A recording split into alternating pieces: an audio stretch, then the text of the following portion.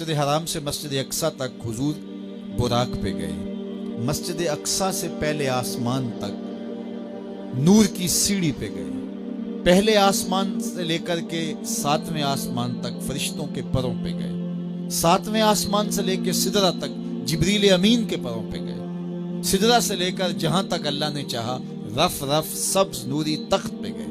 ये 5 मराहल ते मुकम्मल हो गए। अब आवाज आई उद्नु मिन्नी या अहमद, तो महबूब करीम ने कदम उठाया। एक कदम उठा। इन 5 मराहल में मस्जिद हराम से मस्जिद अक्सा, यहाँ से पहला आसमान, 7वां आसमान, 7वें आसमान से सिदरा, और वहां से जहां तक रफ रफ गया। इन 5 मराहल में टोटल जितना फासला तय हुआ था, एक कदम में इतना फासला तय हुआ। ये मेरे हुजूर की रफ्तार का आलम है। अल्लाह अकबर। फिर आवाज आई, महबूब आगे बढ़ी। हुजूर ने फिर कदम उठाया। तो 5 मराहल और 5 मराहल के बराबर एक कदम। इन 6 मरहलों में जितना फासला तय हुआ था, एक कदम में इतना फासला तय हुआ। आवाज आती गई, कदम उठते गए। बड़ा मोहम्मद करी हो अहमद, करीब आ सरवरे मुमज्जद। निसार जाऊं वो क्या नदा थी, वो क्या समा था, वो क्या मजे थे। उठे जो कसरे दना के पर्दे, कोई खबर दे तो क्या खबर दे। वो क्या लम्हे थे, कोई था ही नहीं वहां, कोई क्या बताए। सुम्मा दना फता दन्ना। अल्लाह अकबर। फिर वो करीब हुआ और करीब हुआ।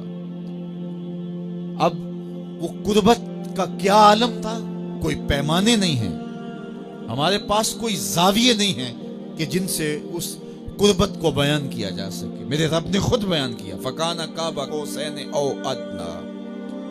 कहा कि कैसी कुर्बत हुई जिस तरह 2 कमाने मिलती हैं। अब 2 कमानों के मिलने का क्या मतलब। हजरत इमाम जलालुद्दीन सयूती अलैहि रहमा ने फरमाया कि ये मुहावरा अरब के मुताबिक बयान किया गया है। मुहावरा अरब क्या था कि जब 2 सरदार कौमों के आपस में सुलह करते तो अपनी मोहब्बत का, अपनी सुलह का ऐलान इस तरह करते कि खुले मैदान में आते और अपनी अपनी कमाने ले करके उनको जोड़ते। भरे मजमे के सामने बाकी कबाइल के अमायदीन भी होते, तो कमाने जोड़ करके उनसे एक मुश्तरका तीर फेंकते।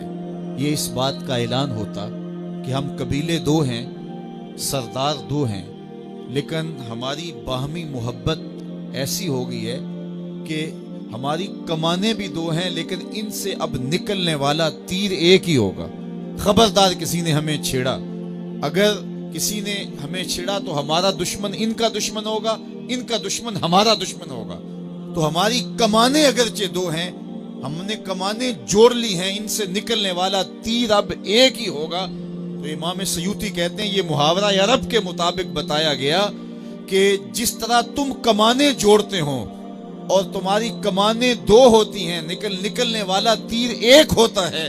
तो कहा सुन लो, ये मेरा महबूब है और हमारी कमाने अगरचे 2 हैं, कमान एक नहीं हुई। अलूहियत और अब्दियत की कमाने अलग अलग हैं, लेकिन खबरदार तीर एक ही होगा। अब महबूब करीम अलैहिस्सलाम हाथ में कंकर पकड़े और ऐसे कुफार की जानब फेंके। शाहतिल वुजू अल्लाहुम्मा आरिब कुलूबहुम व ज़लज़िल अक़दामहुम। हुजूर कंकर फेंकते हैं और अल्लाह फरमाता है वमा रमैता इज़ रमैता वलाकिन्नल्लाह रमा। महबूब ये जो कंकर तूने फेंके हैं, ये तूने तो नहीं फेंके, ये तो मैंने फेंके हैं।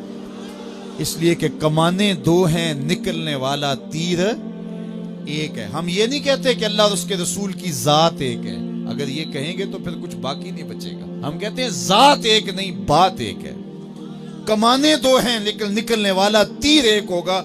इसलिए जिसने रसूलुल्लाह की अताअत की उसने अल्लाह की अताअत की, जिसने रसूलुल्लाह का इनकार किया उसने अल्लाह का इनकार किया, जिसने रसूलुल्लाह से ऐलाने जंग किया उसने अल्लाह से ऐलाने जंग किया। इसलिए कहा महबूब ये जो कंकर तूने फेंके हैं, ये तूने नहीं फेंके, ये मैंने फेंके हैं। तो इसलिए अल्लाह और उसके रसूल की जात एक नहीं मगर बात एक ही है। तो कहा कि इतनी कुर्बत हुई, इतनी कुर्बत हुई जिस तरह कमाने जुड़ती हैं। अच्छा, ये तो समझाने के लिए था। कहा ओ अदना, ये तुम्हारे समझाने के लिए कहानी बयान की, बाकी रही बात कुर्बत की। ओ अदना, कुर्बत इससे भी ज्यादा हुई। अब इसको कैसे बयान करें।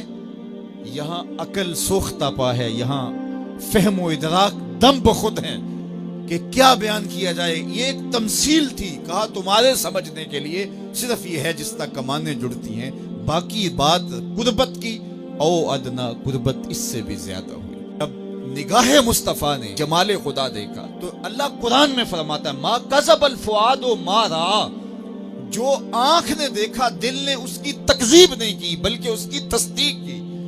تو مطلب کیا کہ قلب مصطفیٰ نے جمال الہی پہلے دیکھا تھا، آنکھ نے آج دیکھا تھا. تو آنکھ نے دل سے پوچھا یہ وہی ہے جو درد بن کے دل میں رہتا تھا، جس کی تمنائیں بے تاب رہتی تھی، جس کے لیے راتوں کے رات جگے تھے، جس کے لیے سحری کے سجدے تھے، جس کے لیے خلوت میں توبہ کے آنسو تھے. کیا یہ وہی ہے؟ جب دل سے آنکھ نے پوچھا تو دل پکار اٹھا ہاں یہ وہی ہے. یہاں ایک جملہ کہنا چاہتا ہوں، جو دل میں رہتا ہو وہ آنکھوں میں آ جائے، اسے تو معراج کہتے ہیں. جو دل میں رہتا ہو وہ آنکھوں میں آ جائے، اسے ہی تو معراج کہتے ہیں. ما کذب الفؤاد ما رأى، جو آنکھ نے دیکھا دل نے اس کی تصدیق کی، اس کی تکذیب نہیں کی. مطلب کیا دل نے پہلے ہی دیکھا تھا، آنکھ نے آج دیکھا. اللہ اکبر. ایسا ہو سکتا ہے کہ آنکھ نہ دیکھے دل پہلے دیکھ لے.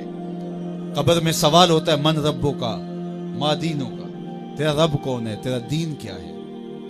پھر حضور علیہ السلام جلوہ فراز ہوتے ہیں تو پوچھا جاتا ہے ما کنت تقول فی ھذا الرجل، تو ابو جہل کیا کہتا ہے ہاتھ لا ادری، ہائے افسوس میں تو نہیں پہچانتا یہ کون ہے. ابو لہب سے سوال ہوتا ہے قبر میں یہ کون ہے، وہ کہتا ہے ہاتھ لا ادری، ہائے افسوس میں نہیں جانتا یہ کون ہے. اچھا جانتا نہیں تو پتھر کس کو مارتا تھا، جانتا نہیں تو کانٹے کس کی راہوں میں بکھیرتا تھا، جانتا نہیں تو اوجریاں کس پہ ڈلواتا تھا، جانتا نہیں تو بدر میں کس کے مقابل آیا تھا، جانتا نہیں تو دار الندوہ میں بیٹھ کے سازشیں کس کے خلاف تیار کی تھی، کس کی گرفتاری کے لیے 100 سرخ اونٹ انعام رکھا تھا، 300 اوقیہ چاندی کس کے لیے انعام رکھی تھی. لیکن کہتا ہے ہاتھ لا ادری، ہائے افسوس میں نہیں جانتا. یہ کون کہہ رہا ہے جو ساری زندگی میرے حضور کو دیکھتا رہا، آج قبر میں اترتا ہے تو پوچھا جاتا ہے تو وہ کہتا ہے میں نہیں پہچانتا، مجھے نہیں پتا یہ کون ہے. اور 14 صدیاں گزرنے کے بعد ایک مومن قبر میں اترتا ہے، فرشتے پوچھتے ہیں علم الدین بتا یہ کون ہے، تو وہ کہتا ہے پیچھے ہٹو، پہلے پائے ناز کو چوم تو لینے دو، میں تو مر کے پہنچا ہوں یہاں اس دل ربا کے واسطے. وہ کسی نے کہا نا آئے وہ میرے مزار پہ گھونگٹ اتار کے، آئے وہ میرے مزار پہ گھونگٹ اتار کے، مجھ سے تو نصیب اچھے ہوئے میرے مزار کے، یہ تو بخت سور گئے کہ وہ میری قبر پہ آئے. تو کہا کہ یہ بتا کون ہے، تو اس نے کہا پیچھے ہٹو، پہلے مجھے قدم تو چوم لینے دو. اگر میں جانتا نہیں تو درود کیوں پڑھتا تھا، اگر پہچانتا نہیں تو قصیدے کیوں گاتا تھا، اگر جانتا نہیں تو جان جیسی متاع عزیز کیوں واردی تھی. اللہ اکبر. ذرا غور کیجئے، جس نے دیکھا تھا وہ کہتا ہے ہاتھ لا ادری، افسوس میں نہیں جانتا.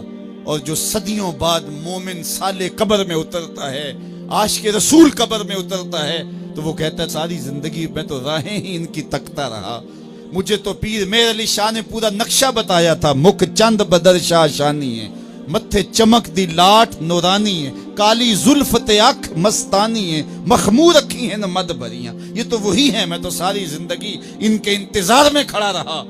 شب ہجر کی سختیاں کوئی اس سے جا کے پوچھے، تیری راہ تکتے تکتے جسے صبح ہو گئی. کہا میری تو زندگی گزر گئی ان کی راہیں تکتے ہوئے، ان کا انتظار کرتے ہوئے. اچھا جس نے دیکھا وہ پہچان نہیں رہا، اور جس نے نہیں دیکھا وہ پہچان رہا ہے.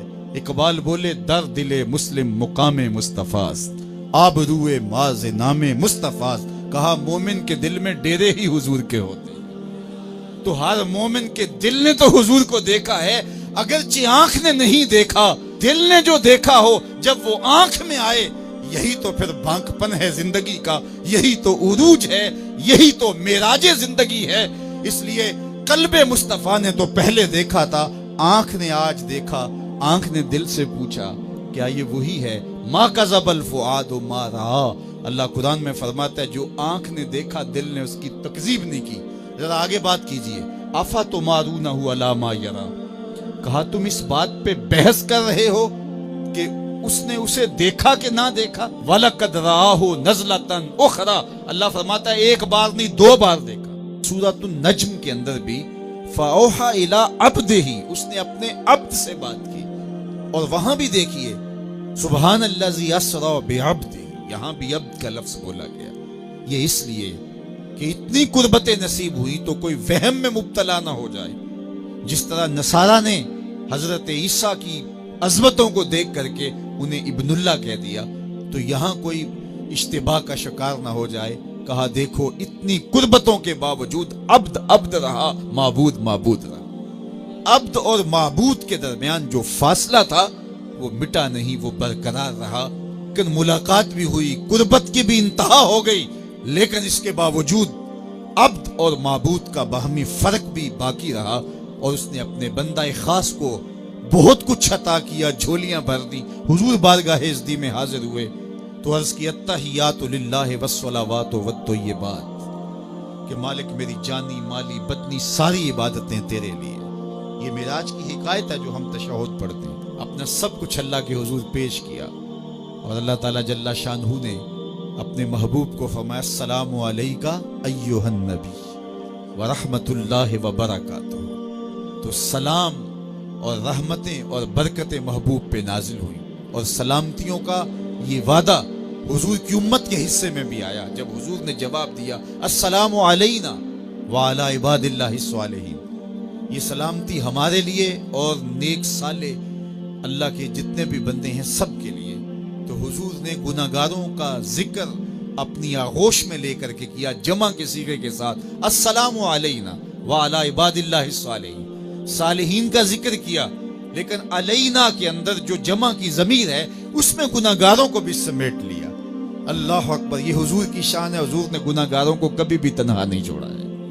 معراج کی ان خلوتوں میں پہنچ کر بھی گناہگاروں کو اپنے دامن میں سمیٹ لیا، اور حشر کا دن بھی ہوگا تو حضور گناہگاروں کو اپنے دامن میں سمیٹ لیں گے۔ میرے امام بولے پیش حق مجدہ شفاعت کا سناتے جائیں گے، آپ روتے جائیں گے ہم کو ہنساتے جائیں گے، وسعتیں دی ہیں خدا نے دامن محبوب کو، جرم کھلتے جائیں گے اور وہ چھپاتے جائیں گے۔ تو وہ عبد خاص نے وہاں پہنچ کر کے بھی گناہگار امت کو یاد رکھا، اور امت کی بخشش اور امت کی مغفرت اللہ کے حضور اس کی گزارشیں کی۔ اور معراج اس امت کے لیے ایک بہت بڑا انعام ہے۔ حضور کی بلندیاں، حضور کا عروج، آقا کی عظمتوں کا بانک پن تو ہے ہی ہے، لیکن اس سے گناہگار امت کا بھی کام بن گیا، ان کی بخشش، ان کی مغفرت اور ان کے لیے نزول رحمت کا ذریعہ بن گیا۔